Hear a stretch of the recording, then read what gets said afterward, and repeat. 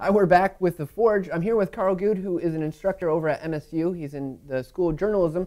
But, Karl, I understand you have actually a much deeper history than being an instructor. Well, when you get to be my age, that happens. You know, you get history. Yeah, the reason I'm in the School of Journalism is because I worked in journalism in New York for about 28 years. 10 of them with Newsweek as their director of graphics, and the Associated Press as their director of graphics. And basically what we did was we tried to make information that was happening either you know, long term, like the Olympics are coming up, but it could be you know, a nuclear reactor melting down, or anything at all that might be in the news that was better understood visually. And our job was to just sort of explain that, and so that the average reader could understand it.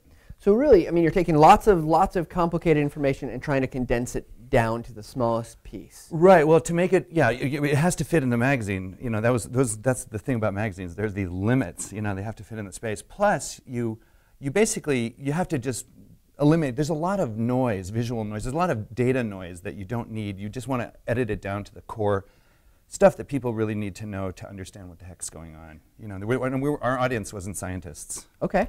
So do you have a good example of maybe a piece that you could show us before we start digging into a little bit how we do it? I may. I've done a lot of things, like I don't know if you can see the monitor, but yeah, we've got this is an example of a Martha Stewart, her empire. You know, they asked me to do a little pie chart on it. I thought it was just a little pie chart, and then they asked me to hold 2 pages. And so we baked a bunch of pies, and we made this, and it went over really well. You know, it was basically it was inviting. It made people sort of curious about Martha, and it was the only time in my whole career I made a pie chart out of a pie. Nice. So, because I've looked through some of your examples, and we've got a link up where you can go see Karl's Flickr page with a lot of these infographics. The thing I loved about that, and I mentioned to you, is that was something, a very clear example where I wouldn't have to be an artist to do this, to communicate something really visual in an engaging way. You're totally right. The nice thing, here's another one we can show if you'd like, of just sort of how flowers bloom throughout the day. You know, so it wasn't always disastrous. You know, you could plant a garden and explain that. But yeah, the nice thing about, especially with technology, there's so many free sites now that you can, you know, open source sites that you can use to do, you know, data mapping and statistical graphing and flow charts of all sorts, and you know, videos and photo narratives, and it's all free and it's all pretty easy, and there are tons of tutorials. So yeah, there are a lot of things like that exist now that never did before. So you don't have to be an artist to make a map anymore. You don't have to be a cartographer to do GIS, Geographic Information Systems, and so it's become a lot easier world. Plus, it does help to know a little bit of design when you're going, a lot of design, actually understanding. There's some pretty ugly crap getting done out there. Right, we want to avoid that. You know, typographically, like, don't ever use word art in PowerPoint. Don't ever use that. You know, so there's a lot of junk getting done and ugly stuff. You want it to be inviting, and you know, so even just learning some basic design issues. But yeah, using photography is a really great way to tell stories. And you know, when people think that words can do a lot, where you just sort of write about everything. And the fact is that a lot of that material might be able to be pulled out and visualized, and people would understand it more. And it might also be another way to access that data, whereas normally they wouldn't. And, right. And now the writer can generally do this themselves. You know, just popping a photo and labeling a photo is pretty easy. You can do it in PowerPoint and still upload it to your blog. You know, it doesn't have to be some fancy software. Right. So, okay, so I love the concept here, right? So let's say I'm trying to figure this out. How do you suggest that someone gets started? I mean, obviously there's lots of free tools, lots of things I could take advantage of just because of the nature of the web. But you said, you know, like you said, we don't want a bunch of crap. We wanted it to be designed. So where do you think someone starts with this process? Well, the good news is that a lot of the online stuff is really well designed.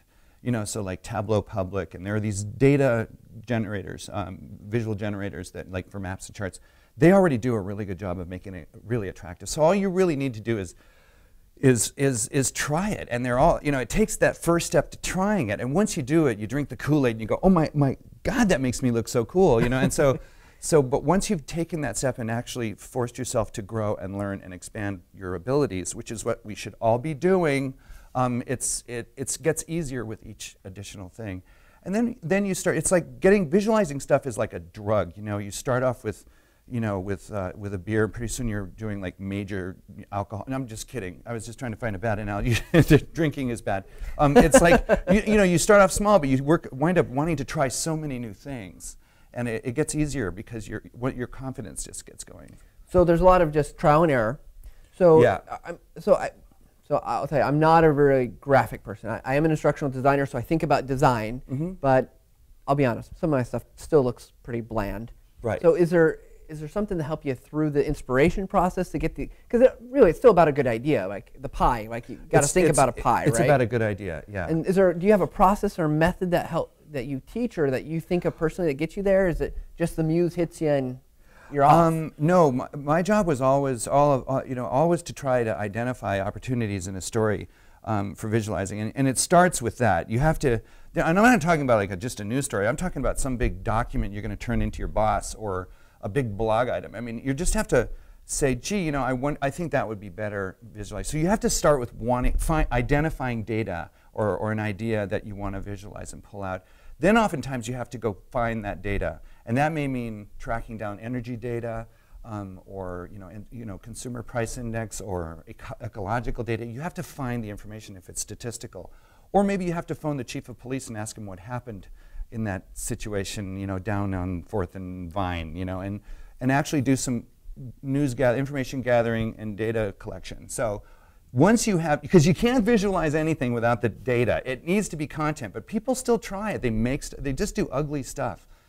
So you need the data, and then once you have the data decides for you how this is going to be. Is it going to be a statistical chart, or two, or is it going to be a map, or is it going to be something that needs to be labeled? Is it going to be a story narrative? You can take photos or images and string them together, just your cheap photos, and tell a story and narrate it online with free online software. I actually do. This is free, so I'm not selling anything, but I have a freevisualtools.wikispaces.com, and it has over 100 free visual tools that you can use, and it's broken down by category. So you can go in there and explore those and try different ones, and they're all pretty good. So I mean, it could be a video, it could be a slideshow. It depends on what the data dictates. Okay. So maybe do you have any other examples that you'd like to show that will give us some good ideas of what you could do and how you might do it? Well, these are all things that I did at Newsweek or the Associated Press or the Daily News.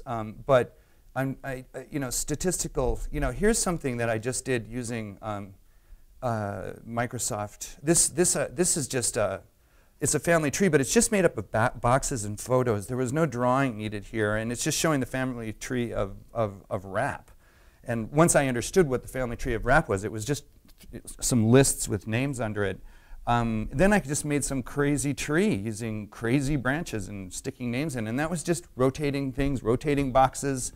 And you can easily do this in PowerPoint. And you don't have to be an artist. And this is not a very fancy, it's not very elegant, Go ahead. Do you find that there are like some kind of generic do's and don'ts? I mean, because I get all the data stuff, right? I think, are the things I should not do or things that you almost always do? And I know always never is kind of a tough No, there thing. are a lot of things you should never do. You should always show it to somebody before you post it, and make them tell you the truth. You should always edit your data down to the core issues that you want to focus on. It's easy to get off on tangents and to be in love with your data. Wow, this was really hard to get. It's not exactly what I wanted, but I'm showing it because it was really hard to get. Right. And it's cool, but it has nothing to do with the subject. So you have to edit your data. You have to show it to people. And by the way, a lot of things that take, learning this stuff is a lot of self-learning. You have to be the kind of person that understands that no one's going to sit down and show this stuff to you, not very often, and you have to search it out and you have to learn it yourself. So, but yeah, there are still a lot of things. Having a hierarchy of typography so that the title's larger and things work their way down. Having a dominant image, and sometimes it's all pretty basic stuff, really. So if you're good with some general design concepts, good design in my experience has always been, like you said, show it to people.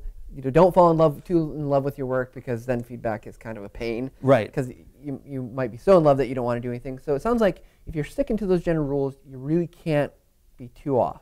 No, and there are more. You want to.